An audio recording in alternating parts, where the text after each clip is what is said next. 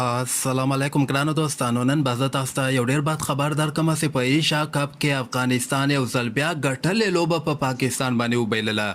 دغه لوبې ته که موږ راسو افغانستان اول بیټینګ ترسره کړی و، 113 رنزه ټارګټ یې پاکستان غوندې مضبوطه ټیم ته ورکړی و.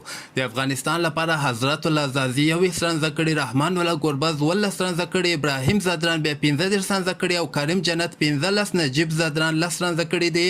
خو لاندې کې رشید خان بیا 18 مهم رنزونه د افغانستان لپاره کړي دي.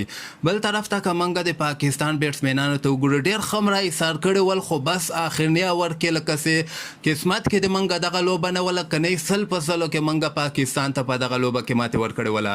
پاکستان ته په یو اور کې 12 رنزه په کار ور، خو بدبختانه د فضل حق فاروقي په بولینګ په وجه باندې چې 2 فولټاسې سر په سر وکړلې، هملته پاکستان 2 شپږیزې ووهلې او د حیرانېدلو خبره خو دا ده چې بالران ورباندې دغسې شپږیزې ووهلې.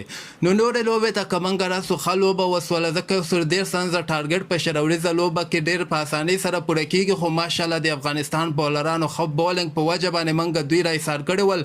خو بدبختي دلته دغه وسوله چې د فضل حق فاروقي هغه 2 بالونه دواړه ور تیار کړو، کوشش یې کوو خو هغه فولټاس ول، کوم په وجه باندې افغانستان دغه مهمه لوبه وبایلله. د تاسو په نظر باندې افغانستان ولې دغه لوبه په پاکستان باندې وبایلله؟ خپل نظر هم لاندې ما سره په کمنټ کې شریکولی سئ.